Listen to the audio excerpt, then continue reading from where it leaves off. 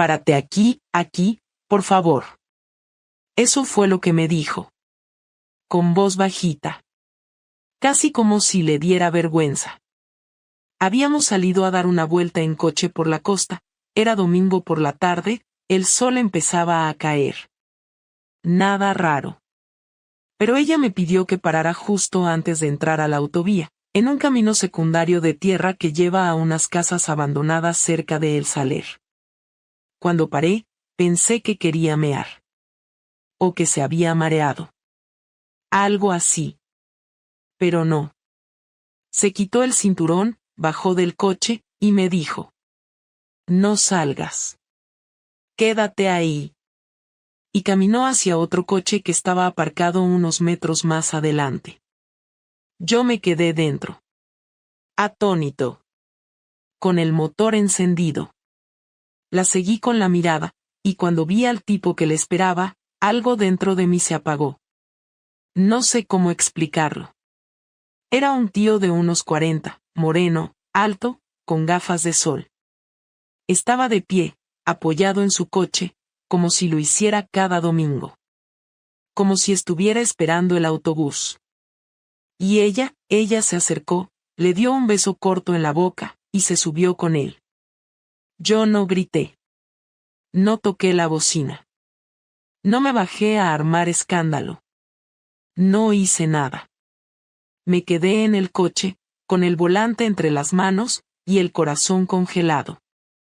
Tardé unos segundos en arrancar. Y mientras lo hacía, me repetía en bucle: no puede ser, esto no puede estar pasando. Llevábamos 11 años casados. 11. Habíamos discutido como todo el mundo, sí, pero nunca me imaginé esto. Y mucho menos así. Sin una pelea previa. Sin señales claras. Sin una conversación dura la noche anterior. Nada. Solo ese susurro. Párate aquí. Volví a casa como un robot. Ni siquiera recuerdo cómo llegué. Sé que aparqué mal, en la acera, y me metí en la cocina. Me abrí una cerveza. Me la bebí de pie. Y luego otra.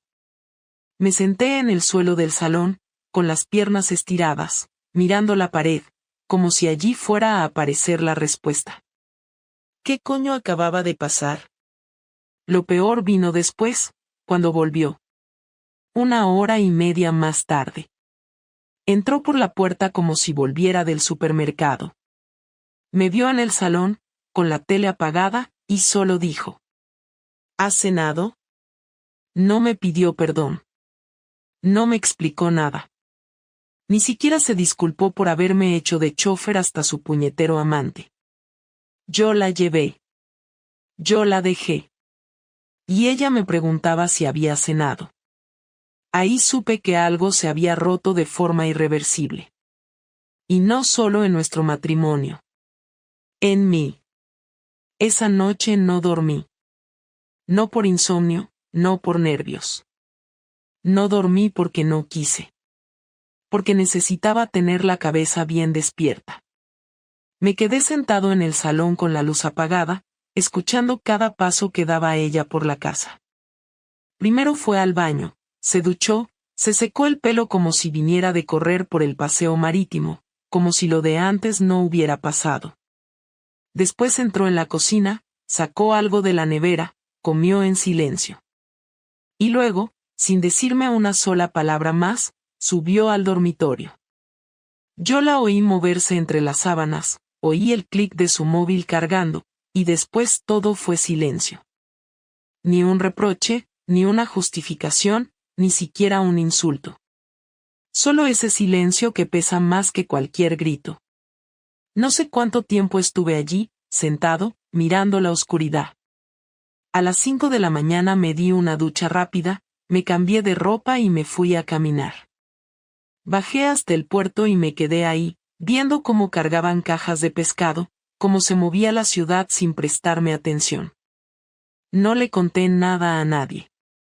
No llamé a ningún amigo. No busqué consejo. No era momento de compartirlo. Era mío. Solo mío. Lo que me había pasado era tan raro, tan absurdo, que hasta me daba vergüenza ponerlo en palabras. Volví a casa a las 7:30.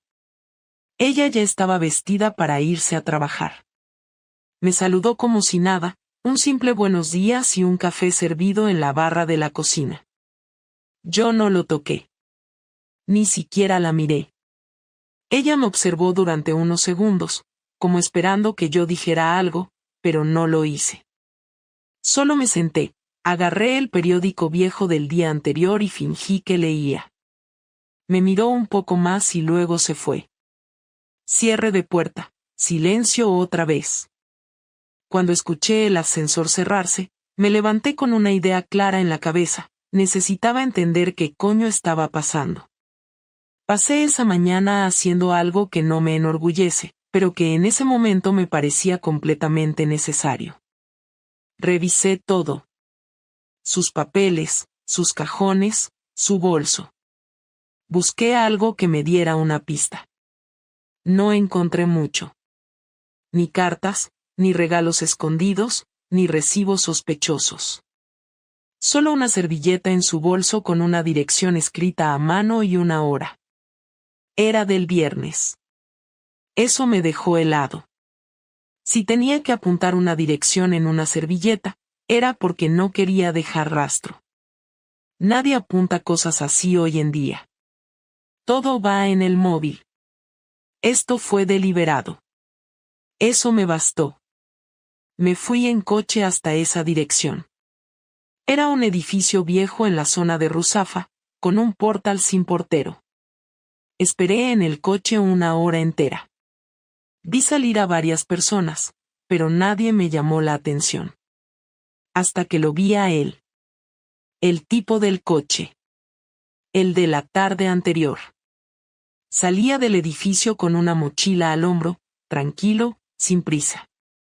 Caminaba como quien sabe que no le deben nada. Yo no lo seguí. No lo enfrenté. Solo lo observé. Necesitaba ver cómo era en su vida cotidiana. Si tenía el aspecto de alguien que destruye hogares o solo era un gilipollas más al que la vida le había puesto una oportunidad fácil delante. Tenía pinta de profesor, o algo así. Ni guapo ni feo. Muy normal. Eso me dolió más. Que ella hubiera elegido a alguien así.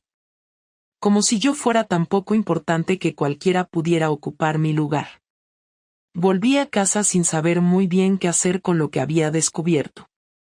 No era gran cosa, pero me ardía por dentro.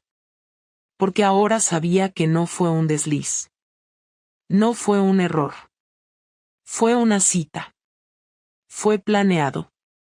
Ella lo había hecho con calma, con frialdad, sin esconderse del todo pero sin dejar pruebas claras.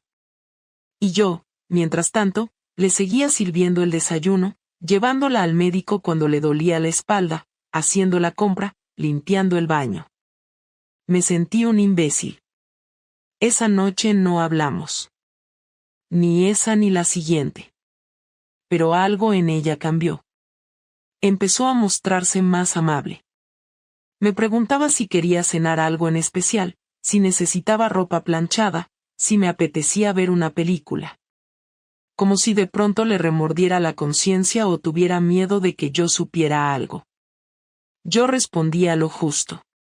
No era frío, pero tampoco me esforzaba. Y eso, al parecer, la incomodaba. El tercer día, mientras estábamos en el coche camino al Carrefour, me soltó. ¿Estás raro conmigo? No respondí al instante. Estaba concentrado en la rotonda. ¿Raro cómo? No sé. Distante. Como si me odiaras. ¿Tú crees que hay motivos para eso? Se quedó en silencio unos segundos, luego resopló y bajó la mirada. No empieces con lo de siempre, me dijo, sin fuerza. ¿Lo de siempre? Pregunté, y apreté un poco más el acelerador sin darme cuenta. Sí. Lo de hacerte el mártir, de actuar como si todo el peso de la relación lo llevaras tú. Me reí. No podía evitarlo. Era absurdo. Me había convertido en el conductor personal de su doble vida y todavía se quejaba de que yo estaba distante. Vale, Laura. Lo que tú digas, le dije, y no hablamos más durante el trayecto. Cuando llegamos al supermercado, no bajé del coche. Le dije que no me apetecía hacer la compra. Ella entró sola. Y yo me quedé ahí, solo, sintiendo que todo lo que había sido nuestra relación se estaba deshaciendo como el hielo en verano. Y lo peor es que no sabía aún hasta qué punto. Solo intuía que aquello iba mucho más allá de un par de besos o una tarde en un coche. Tenía la sensación de que mi vida se estaba convirtiendo en un chiste privado entre dos personas que se reían a mis espaldas. Y esa idea no me la podía quitar de la cabeza. Cuando volvió con las bolsas, no me dijo nada. Subió al coche, las dejó en el asiento trasero y puso la radio. Volvimos a casa en silencio. Esa noche, mientras ella dormía, yo hice algo que nunca pensé que haría. Le revisé el ordenador portátil. Ella nunca cerraba sesión de nada. Ni del correo, ni del navegador. Y ahí encontré la pista que me faltaba. No eran mensajes. Eran correos de trabajo. Pero todos firmados por ese tal Pablo. El mismo nombre que ella había dicho en voz baja en el coche cuando lo saludó. Estaban escritos con cortesía, pero se notaba que había algo más. Tanta familiaridad, tantos me encantó verte, tantos gracias por la charla de ayer. Yo no tenía pruebas para ir a un juzgado, pero tenía pruebas para mí. Para mi cabeza. Para mi dignidad. Y con eso, esa noche, tomé una decisión, no iba a esperar que ella me lo contara. Iba a sacarlo todo a la luz. Iba a obligarla a mirarme a la cara y decirme la verdad. Ya no por mí. Sino porque no iba a dejar que se fuera de rositas. No esperé al fin de semana ni busqué el momento adecuado porque eso no existe cuando tienes algo así dentro. La mañana siguiente me levanté antes que ella, preparé café y me senté en la mesa del salón con el portátil delante. No por dramatismo, sino porque necesitaba tener las pruebas a mano. Cuando bajó, todavía con la bata y el pelo suelto, se quedó parada al verme. Me miró el ordenador, y noté que su respiración se hizo más lenta, más controlada, como si supiera perfectamente de qué iba la cosa. No dije nada al principio, ni levanté la voz, ni la insulté. Solo le pedí que se sentara. Se sentó despacio, sin apartar la vista de mí, con esa calma falsa que se usa cuando uno intenta ganar tiempo. Le giré la pantalla del portátil y abrí el correo. Le mostré el mensaje con asunto reunión pendiente, y debajo la frase que me había quemado los ojos la noche anterior, me alegró verte, ojalá se repita pronto. Ella lo leyó sin pestañear, cerró la boca con fuerza, y dijo lo primero que se le ocurrió, una frase tan débil que casi me dio pena escucharla. Es solo un compañero de trabajo. Claro, respondí sin sarcasmo, un compañero con el que te alegras de verte a solas fuera del horario laboral. Ella suspiró, apoyó los codos en la mesa y se llevó las manos a la cara. No lloraba, pero se notaba que estaba calculando cada palabra. No es lo que piensas. Entonces explícame qué es, le corté, porque lo del domingo no lo soñé. Le conté todo, desde el momento en que me pidió que parara el coche hasta el beso. No añadí nada, no exageré nada, solo lo conté como quien relata un accidente que ha visto desde la acera. Ella no intentó negarlo, solo bajó la cabeza. Cuando por fin habló, lo hizo despacio, con voz baja. Fue un error. No sé ni cómo pasó. Me confundí. ¿Te confundiste subiéndote a su coche? Le pregunté. ¿Te confundiste yendo a verlo después de que te dejara en casa? No fui a verlo más. Fue una sola vez. No te creo, le dije, Y fue lo único sincero que salió de mi boca en toda la conversación. Ahí perdió el control. Se levantó, empezó a caminar de un lado a otro, diciendo que yo era paranoico, que no podía vivir con alguien que le espiaba, que me estaba inventando una película. Gritó lo justo para que los vecinos no lo oyeran, pero lo bastante alto para intentar darme la vuelta a la situación. Y durante un momento casi lo consigue, porque vi el reflejo de mi cara en la ventana y no me reconocí. Parecía el acosado, no la víctima. No tienes derecho a hurgar en mis cosas, me dijo mientras señalaba el ordenador. Y tú no tienes derecho a convertir nuestra casa en un escenario para tus mentiras, le respondí, sin moverme del sitio. Ella se quedó callada. Pasaron unos segundos que se hicieron eternos. Luego se sentó otra vez, respiró hondo, y dijo algo que no esperaba. No voy a mentirte. Sí, estoy con él. No desde hace mucho, pero sí. No hubo lágrimas, ni disculpas, ni no quise hacerte daño. Nada. Solo una confesión limpia, seca, directa, como si estuviera informándome de una multa. Yo me quedé quieto, sin saber si lo que sentía era rabia, tristeza o un vacío absoluto. Ella siguió hablando, y cada frase suya era un golpe sin ruido. No planeé nada. Me cansé. Todo era siempre igual, el trabajo, la casa, nosotros. No me buscó, lo busqué yo. Quería sentir que todavía valía la pena para alguien. Me quedé mirándola, intentando entender cómo podía decir algo tan crudo sin romperse. ¿Y yo qué era entonces? Pregunté. Tú eras parte de esa rutina que me estaba matando. No te culpo, simplemente me pasó. Esa frase me hundió. No porque fuera cruel, sino porque era verdad que nuestra vida se había vuelto una repetición sin emoción. Pero una cosa era estar cansados y otra muy distinta era saltarse las reglas básicas de la lealtad. Me levanté y le dije que no quería escuchar más. Ella intentó tocarme el brazo, pero la aparté. No me toques. No lo hagas, porque no quiero asociar ese gesto con nada tuyo. Subí las escaleras y empecé a meter ropa en una bolsa. No sabía si me iba a ir o si solo necesitaba el gesto de preparar una huida. Mientras bajaba, la vi de pie junto a la ventana. No lloraba. No pedía perdón.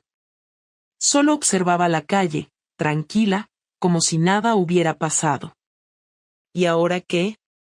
Preguntó cuando me vio con la bolsa. Ahora nada. Haz lo que quieras. Pero no me hables como si esto fuera un problema menor. Ella asintió con la cabeza. No lo es. Pero tampoco voy a rogarte. No esperaba que lo hicieras. Y salí. No di un portazo, no quise el sonido fácil del drama. Simplemente cerré la puerta y bajé a la calle. Caminé sin rumbo hasta que terminé en el paseo marítimo. Me senté en un banco y me quedé ahí horas, mirando a la gente pasar. No pensaba en venganza todavía, solo en el absurdo de todo. Habíamos construido una vida entera, hipotecado un piso, hecho planes a 5 años, y ahora todo se reducía a una conversación de 20 minutos en una cocina. Me dolía el cuerpo, no solo la cabeza. Como si hubiera trabajado todo el día moviendo cajas. A las 4 volví a casa. Ella seguía allí. Había recogido la mesa y lavado las tazas. Todo estaba impecable. Me miró y me dijo: no quiero divorciarme. La miré sin entender. ¿Cómo dices? No quiero separarme. Quiero arreglarlo. ¿Arreglar qué? ¿El hecho de que te hayas ido con otro? Sí. No lo voy a ver más. Te lo prometo. Me reí, pero no porque me hiciera gracia, sino porque era absurdo escuchar esa frase después de lo que acababa de confesar. No te creo nada, Laura. No tienes que creerme, pero déjame demostrarlo. ¿Y si no quiero que lo demuestres? Entonces dime qué quieres que haga. No supe qué responder. Había esperado que ella negara, que mintiera hasta el final, que llorara. Pero no que dijera eso. Su frialdad me desconcertaba más que la traición. La observé un rato, tratando de encontrar una grieta en su cara, algo que me dijera que todavía quedaba algo de nosotros, pero no vi nada. Solo cansancio y determinación. Quiero que te vayas unos días, le dije al final. Necesito pensar. Ella asintió, subió las escaleras, preparó una maleta pequeña y bajó sin hacer ruido. Antes de salir, se detuvo en la puerta. No lo hice para hacerte daño, dijo. Ya lo hiciste, contesté. Cerró la puerta sin mirar atrás. Esa noche dormí por primera vez en 2 días. No bien, pero dormí. Soñé con cosas sin sentido, el coche, la servilleta con la dirección, el tipo del portal, y ella en medio de todo, mirándome con una mezcla de lástima y desprecio. Me desperté con la garganta seca y un sabor metálico en la boca. En el reloj eran las 6:30. Me levanté, abrí las ventanas y me senté en el sofá con el portátil de nuevo. No para espiarla, sino para entender qué iba a hacer con mi vida. Había una parte de mí que quería borrarla, vender el piso, empezar desde cero. Otra parte, más oscura, empezaba a pensar que lo que quería era que sufriera. No solo que sintiera culpa, sino que lo pagara. No sabía aún cómo, pero ya lo estaba planeando. El ruido del tráfico empezó a llenar la calle, y con él, una sensación nueva. No era tristeza ni alivio. Era una calma tensa, la que se siente justo antes de actuar. Y mientras me preparaba un café, pensé que, aunque no podía cambiar lo que había pasado, sí podía decidir cómo terminaría esta historia. Y eso, por primera vez desde que todo empezó, me dio cierta fuerza. El martes por la mañana fui a trabajar como siempre, llegué a la oficina a las 8:30, saludé a los compañeros y me senté frente al ordenador sin decir más de lo necesario. Todo seguía igual, pero dentro de mí ya nada estaba en su sitio. Pasé la mañana revisando correos, atendiendo llamadas y entregando un informe que tenía pendiente desde la semana anterior. Todo con la misma cara de siempre, como si no estuviera tramando nada, como si no estuviera pensando en cómo hundir a la persona que me había jodido sin pestañear. El primer paso era sencillo, saber cuánto sabía él de mí. Así que a mediodía, salí sin avisar, cogí el coche y conduje hasta la dirección de la servilleta. Aparqué frente al portal y esperé. Lo hice 3 días seguidos. Siempre a la misma hora. El miércoles lo vi salir con una bolsa de deporte. El jueves con una carpeta bajo el brazo. El viernes con una chica diferente, más joven, que se subió con él en su coche. No me interesaba ella, me interesaba él. Observé todo. Cómo caminaba, a quién saludaba, qué coche conducía, a qué hora se iba. Tomé nota de todo sin saber exactamente para qué. Solo sabía que necesitaba tener control sobre algo, aunque fuera sobre su rutina de mierda. Después vino la parte más difícil. Usé una cuenta vieja de correo que había creado hace años para un proyecto que nunca lancé. Busqué su nombre en redes sociales y en LinkedIn, y no me costó encontrar su empresa. Mandé un mensaje falso desde una dirección nueva, con nombre inventado, como si fuera un cliente interesado en sus servicios de asesoría creativa. Me contestó al día siguiente, muy educado. Quería saber de qué se trataba, me pidió un número para llamarme. Yo respondí que prefería seguir por correo. Me inventé una empresa ficticia, un encargo, una idea de campaña. Me respondió con entusiasmo. Durante 5 días jugamos a eso. Él pensando que tenía un posible nuevo cliente, yo sabiendo que estaba alimentando su tiempo para algo más grande. El siguiente paso fue sencillo y cruel. Le dije que necesitaba reunirme con él, que la empresa que representaba solo trabajaba con personas que ofrecieran absoluta confidencialidad, y que si no me demostraba su discreción no seguiríamos adelante.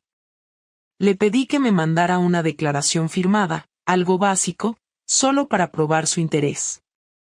Me la envió a las 2 horas, sin preguntar demasiado. Ahí lo tuve. Tenía su firma, su correo real, su móvil, su dirección y algo más importante, su atención. Él no sabía quién era yo, pero yo ya podía moverme con cierta libertad sin levantar sospechas. Ahora era momento de cruzar la línea. El domingo siguiente, cuando supe que Laura seguía en casa de su hermana en Torrent, fui al piso. No para recoger nada, no para hablar con ella. Fui directo a su escritorio, al cajón donde guardaba documentos. Allí estaban sus nóminas, sus facturas, y lo que buscaba, una copia de la póliza del seguro de vida que habíamos contratado hacía 5 años. No era gran cosa, pero me dio una idea. Imprimí un par de papeles, preparé una carpeta y volví al coche. Todo listo. El lunes siguiente, antes de ir a trabajar, dejé esa carpeta en el buzón de la oficina de Pablo. Lo supe porque había encontrado su dirección completa en la firma de uno de los correos. Dentro de la carpeta, sin remitente, incluí copias de capturas de pantalla falsas. Usé editores para simular conversaciones en las que él hablaba de su aventura con la mujer de un cliente y de cómo eso le había traído complicaciones. No exageré nada, lo hice lo justo para que pareciera real. También añadí una copia manipulada de la póliza de seguro de Laura, donde él aparecía como beneficiario. Pura fantasía, pero creíble si uno no miraba los detalles. Y por último, una nota breve escrita a mano: tú decides si esto se hace público. No esperé respuesta. No era necesario. Solo necesitaba meterle miedo. No sé si funcionó, pero 2 días después cerró sus redes sociales. Una semana más tarde dejó de responder a los mensajes del correo falso con el que lo había contactado. Y lo más importante, Laura volvió a casa el sábado siguiente, y algo en ella había cambiado. Entró como si viniera de una guerra. Ojeras, cara apagada, pasos lentos. Me miró, dejó la maleta, y me dijo: ya lo sabe. No hizo falta preguntar quién. Lo sabía. Me miró otra vez y añadió: no entiendo cómo. Pero no terminó la frase. Se sentó en el sofá y no dijo nada más durante 20 minutos. Yo no hablé. Me limité a poner un café y sentarme frente a ella. Finalmente, dijo algo que no esperaba: no quiero seguir viéndolo. Pero no por ti. Por mí. Esto se ha vuelto una mierda. Asentí con la cabeza, pero no dije nada. No había nada que decir. Lo había perdido todo, y todavía no lo sabía del todo. Pero lo iba a descubrir pronto. Lo siguiente fue más doloroso, pero necesario. El lunes fui a Recursos Humanos de mi empresa y pedí que me ayudaran a tramitar un cambio de destino. Les expliqué que necesitaba irme a Madrid por motivos familiares. Mintiendo, les dije que mi madre estaba enferma y que necesitaba estar más cerca. Me aprobaron el cambio en menos de una semana. El plan era irme antes de que Laura pudiera reaccionar. El jueves por la tarde, mientras cenábamos, le solté la noticia. Le dije que me iba a vivir a Madrid, que era definitivo, que la casa quedaba a su nombre, pero que quería el coche. Me miró con sorpresa, no por lo del coche, sino por la frialdad. No discutió. No preguntó. Solo dijo: ¿y ya está? Yo respondí que sí, que ya estaba, que no quería seguir viviendo con una persona que me había traicionado y que no sentía ni siquiera la necesidad de luchar por lo que habíamos construido. Haz lo que quieras, me dijo, levantándose de la mesa. Se encerró en el dormitorio y no volvió a salir. Esa noche dormí en el sofá. A la mañana siguiente preparé la maleta con lo justo. Antes de salir, dejé las llaves encima del microondas y un sobre con mi nueva dirección por si quería enviarme algún documento. No dejé nota. No dejé mensaje. Ni una frase final. Solo el ruido de la puerta al cerrarse. Y aunque podría haberme sentido aliviado, no fue así. Sentí algo más oscuro, más concreto. Sentí que había hecho justicia, pero también que me había convertido en alguien que no reconocía del todo. No por el engaño, sino por haberlo devuelto multiplicado. Habían pasado 15 días desde que me fui a Madrid. Me instalé en un piso pequeño, funcional, sin adornos. Iba a trabajar, volvía, cocinaba lo justo, dormía poco. No llamé a nadie, no conté nada, ni siquiera a mis padres. Quería silencio, espacio, tiempo. Revisaba el correo cada tanto, por si llegaba algo legal, pero nada. Ella no se había puesto en contacto. Ningún mensaje, ninguna llamada. No esperaba que lo hiciera. La última conversación que tuvimos fue tan definitiva que no dejaba margen para mucho más.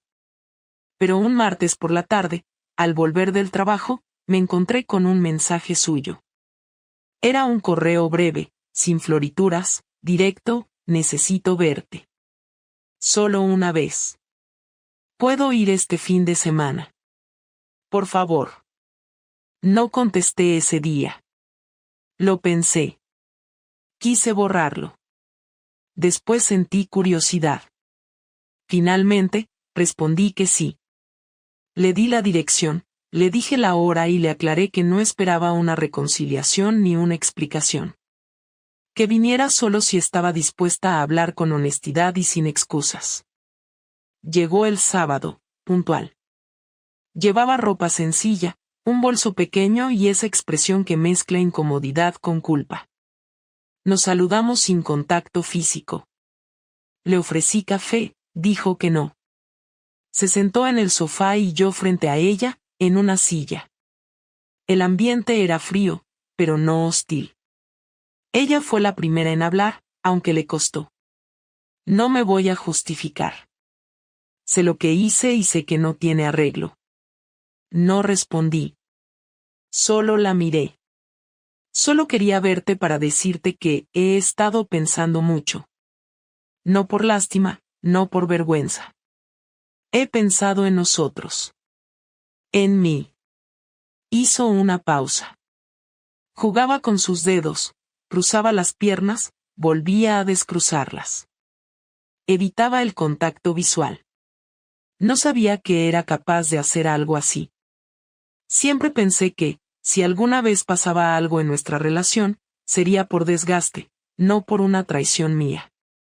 Nunca imaginé que pudiera mentirte, esconderte cosas, hacerte daño de esa forma. Pero lo hiciste, le dije, sin agresividad. Sí, respondió, y esta vez sí me miró. Y no sé si voy a poder perdonarme eso alguna vez. Yo no voy a perdonártelo, dije, con firmeza. No porque quiera castigarte, sino porque no puedo. Porque lo que hiciste rompió algo que no se puede volver a construir. Da igual cuánto lo pensemos o lo hablemos. No es orgullo. Es realidad. Asintió. No discutió. No pidió lo contrario. Lo sé. No vine a pedir eso. Entonces, ¿a qué viniste? A cerrar esto. A decirte cara a cara que no espero nada de ti. Que no voy a insistir. Que no me voy a colgar de un recuerdo ni de una culpa. Quería mirar lo que hice, mirarte a ti, y aceptar lo que soy ahora. Porque tampoco soy la misma. Hizo otra pausa. Pablo ya no me busca. Le di mi versión de lo que pasó, pero creo que alguien le hizo llegar otra muy distinta. No tengo ni idea, respondí, sin ironía. No importa.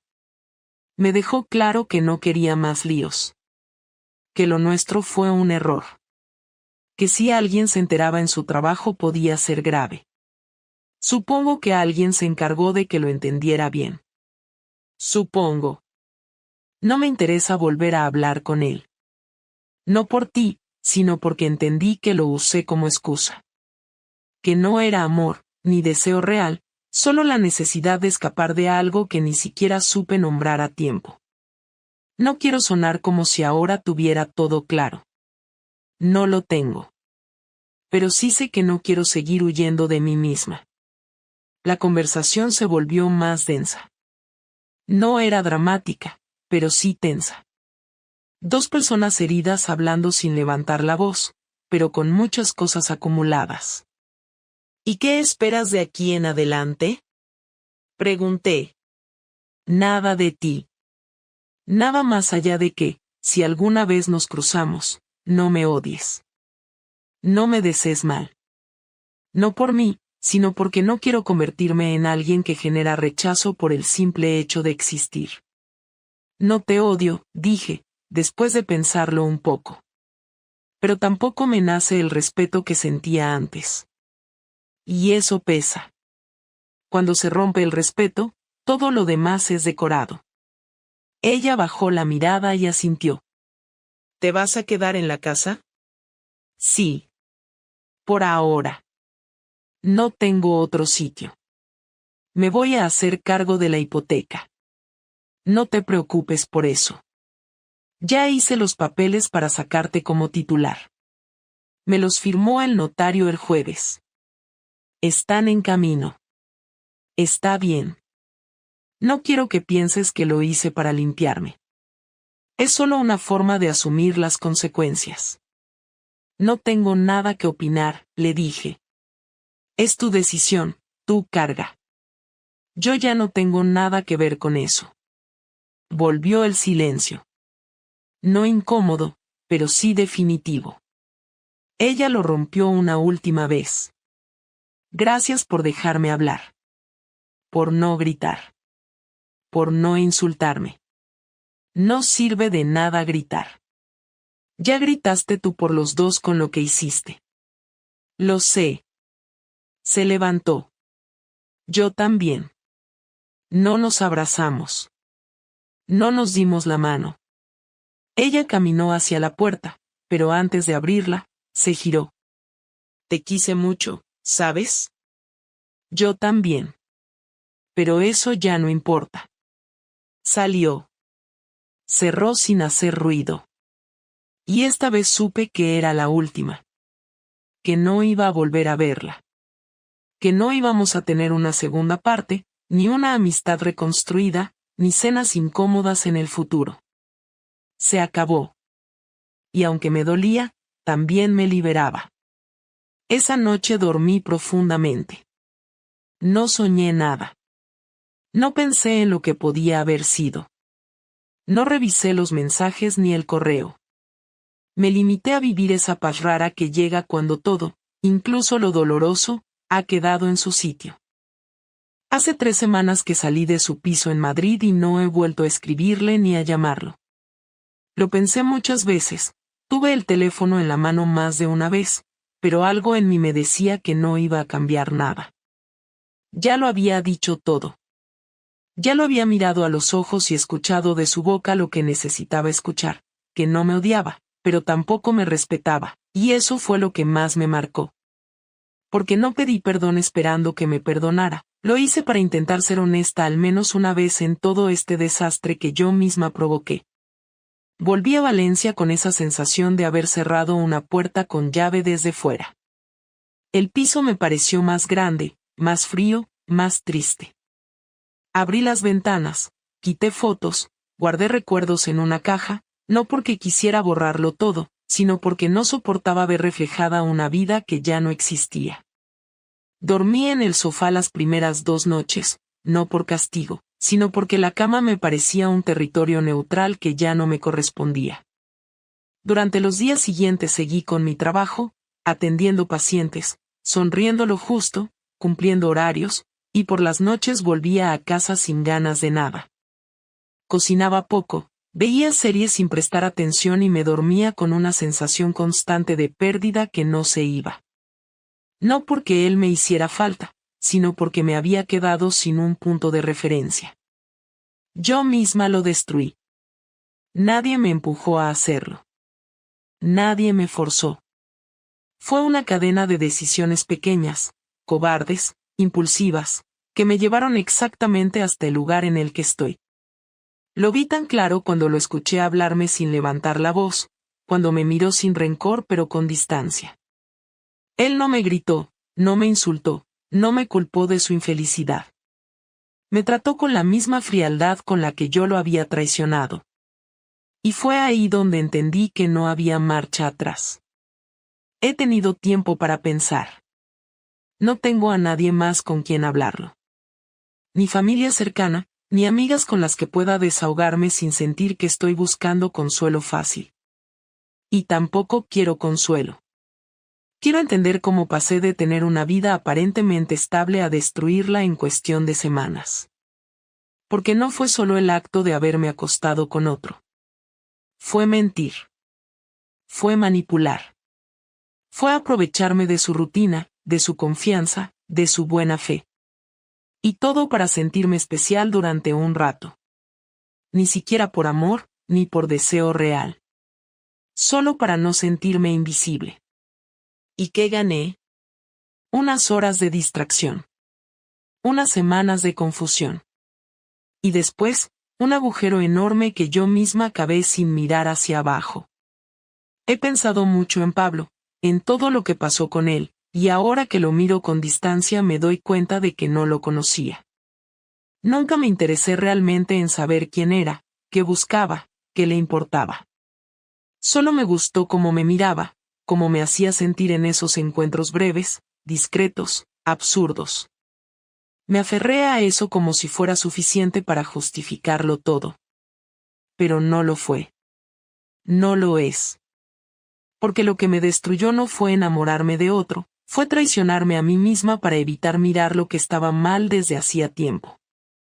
Y cuando eso salió a la luz, ya no había forma de esconderlo. La última conversación que tuvimos fue justa. No amable, no reconfortante, pero justa. Él dijo lo que tenía que decir y yo acepté lo que tenía que aceptar. No insistí, no lloré, no supliqué.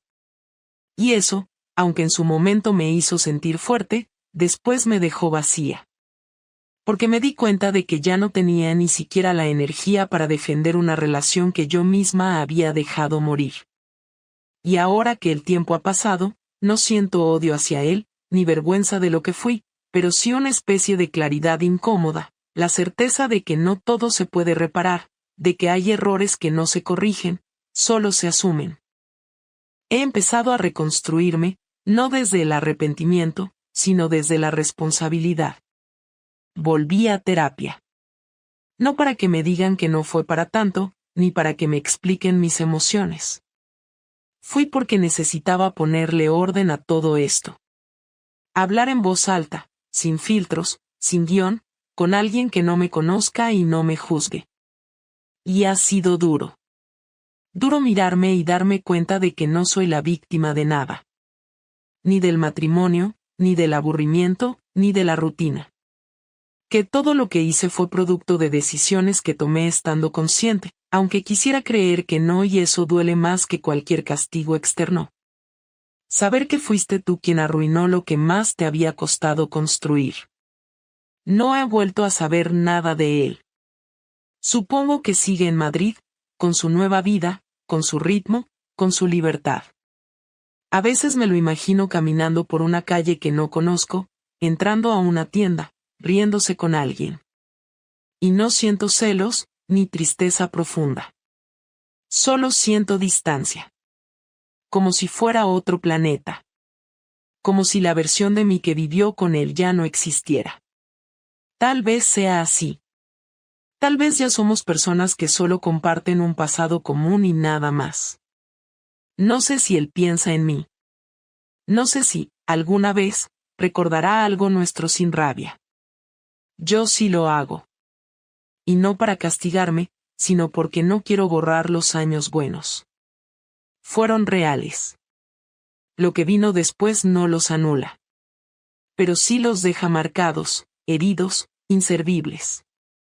Y ahora, con todo eso a cuestas, sigo adelante. No con ilusión, ni con planes nuevos, pero sí con una idea clara: no volver a convertirme en una persona que no pueda respetar. Porque perdí a alguien que me quería de verdad, no por accidente, sino por decisión propia.